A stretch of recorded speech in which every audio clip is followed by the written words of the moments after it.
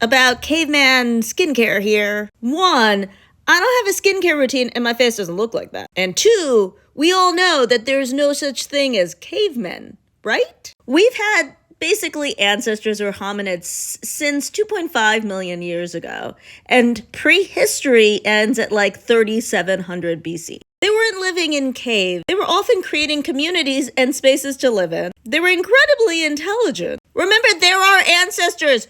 Don't assume they were dumb unless you need some soul searching. Now, the thing about prehistory is there was no writing, so it's hard to make a great picture of what life was like. But in burials, you see things that are basically like carved bone jewelry. Combs, this is from 3700 BC. If they were caring for their hair, they would be caring for their skin. And we have records from places like ancient Egypt and ancient India where they talk about caring for your skin. Skincare routines aren't new. Ancient Egyptians definitely had skincare routines. Skincare routines were there for thousands of years before Cleopatra, who was known as basically a chemist. So cavemen didn't look like her because no doubt they could see that if something was growing on your skin, you might not make it. Which takes me back to the challenge here. This could be a fungal infection. This is somebody who lives in a place where they have medicine. They can have it checked out. Being a wellness influencer and an anti-medicine influencer is an enormous privilege.